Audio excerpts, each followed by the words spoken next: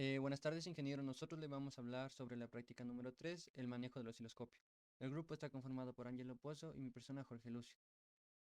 Y la práctica se la realizó el día jueves 17 de octubre de 11 a 12 de la mañana. Para esta práctica lo que se nos pidió fue realizar diferentes tipos de ondas por medio del manejo del generador de funciones y se las observaría por medio de un osciloscopio. Para ello deberíamos aprender el manejo básico de los controles. Como podemos ver aquí, lo primero que tenemos es una onda senoidal con los valores de amplitud de 10 voltios pico pico y 1 Hz de frecuencia. Y le conectamos los dos al canal 1 como se puede ver en la siguiente gráfica. Y lo que se hizo fue conectar las puntas adecuadamente para poder observar la gráfica en el osciloscopio.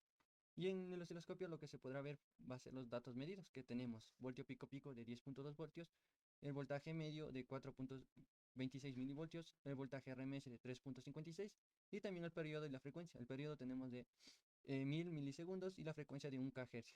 Y aquí se observa la gráfica senoidal. También tenemos una onda cuadrada, como podemos ver aquí, con los siguientes valores, que son 10.2 voltios pico pico y el valor medio es de menos 13.7 milivoltios.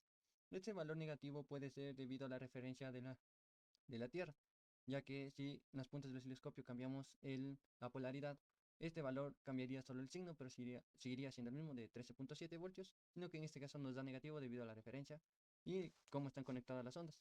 También tenemos el voltaje RMS, que es de 5.3 voltios y el periodo de 1000 milisegundos y la frecuencia también de 1 kHz.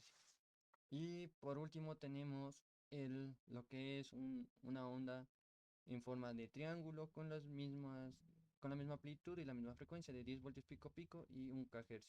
Y los valores medidos que nos muestra el osciloscopio es de voltaje medio es de 6.42 milivoltios, el valor pico pico es de 10.1 y el voltaje RMS es de 2.90 voltios.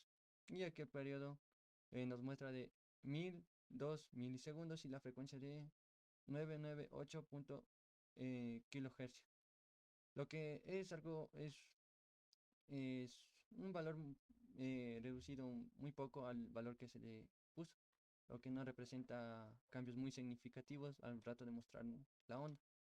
Lo que sí afectaría sería si aquí ponemos 10 hercios, la onda nos mostraría no el triángulo completo, sino una onda diferente a la que se ve aquí en la pantalla. Como cuestionario, el primer punto que tenemos es describa detalladamente los valores que se pueden escoger de acoplamiento del osciloscopio y qué sucede cuando se escoge cada opción. Tenemos el primero, que es un selector de posición AC. Esta posición permite solo ver los componentes de AC de la señal que se mide, eliminando los componentes de C si la tuviera. Para lograr esto, existe en serie con el terminal de entrada de cada uno de los canales del osciloscopio un condensador, es decir, un capacitor de gran valor, bloqueando la componente de C. Esta posición permite ver, por ejemplo, el rizado de una fuente de tensión, eliminando la componente DC que esta tiene a la salida. También tenemos el selector de la posición DC. Esta posición, la señal que se desea medir, se presenta exactamente como es, una combinación de AC y DC. Hay que tener cuidado y tomar en cuenta que la componente DC de la señal en, que se elimina en la medición AC puede tener un valor grande y cause que la señal de la pantalla no se pueda ver. Para resolver el problema se establece la escala de medición vertical de forma adecuada y se verá más adelante. También tenemos el GND o la tierra. Esta opción establece el nivel de referencia de la señal en 0 voltios, lo que permite calibrar la pantalla del osciloscopio. Cuando seleccionas esta opción, la señal se acopla directamente a tierra, lo que significa que la señal se visualiza con respecto a la referencia tierra. Describe detalladamente los valores que se pueden escoger de sonda y qué sucede cuando se escoge cada opción. Las sondas pueden operar en dos modos, por 1 o por 10. En el modo por 10 la sonda tiene un condensador ajustable en paralelo con la resistencia, lo que ayuda a minimizar los efectos de la frecuencia. Otro aspecto clave del amplificador vertical es la impedancia de entrada, lo cual se puede modelar como una resistencia de aproximadamente 1 megaohmio en paralelo con un condensador que varía entre 5 picofarados y 30 picofaradios. Atenuación de la zona en modo por 1. La señal se mide directamente sin atenuación, siendo útil para medir señales de baja amplitud o cuando no se requiere atenuación.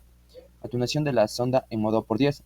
La señal se atenúa 10 veces antes de ser medida, lo que proviene de la saturación de la entrada del osciloscopio al medir señales de alta amplitud. Ajuste de impedancia de 1 megaohmio en paralelo con 5 picofaradios o 30 picofaradios. La sonda presenta una alta impedancia de entrada de 1 megaohmio en paralelo con una capacitancia de aproximadamente 15 picofaradios, ideal para mediciones generales y para deducir la carga sobre el circuito en prueba. De acuerdo con su opinión, ¿en qué valores de acoplamiento y sonda se debe utilizar el osciloscopio en la mayoría de los casos? En la mayoría de los casos con frecuencias bajas y medias, la mejor opción suele ser utilizando complementos AC con una sonda de atenuación por 1 y una impedancia de entrada de 1 megaohmio en paralelo con una capacitancia entre 5 picofaradios y 40 picofaradios. Sin embargo, es fundamental considerar las características específicas de la señal y del circuito a analizar al seleccionar los valores más adecuados de complemento y sonda. Ya. En conclusiones tenemos que se utilizó la función medida o measure del osciloscopio para comprobar si los valores eran los mismos o varían de los valores que se había establecido en el generador de funciones y no se obtuvo ningún cambio y fueron exactamente los mismos valores. En la práctica se pudo comprobar que las ondas senoidales pueden ser de frecuencias muy bajas como de 10 Hz, pero las ondas cuadradas y triangulares sus frecuencias deben ser mayores a 1 kHz, ya que se presenta deformación en este tipo de ondas.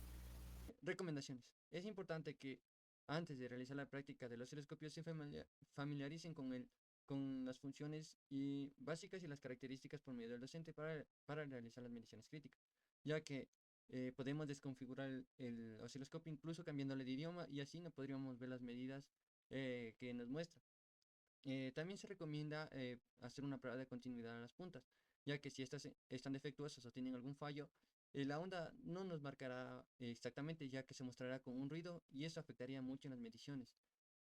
También se recomienda seleccionar cuidadosamente las configuraciones de acoplamiento, atenuación de la onda e impedancia para adaptarse a las características específicas de la señal, ya que si no se configura bien el acoplamiento, nos puede mostrar ondas que no deseamos.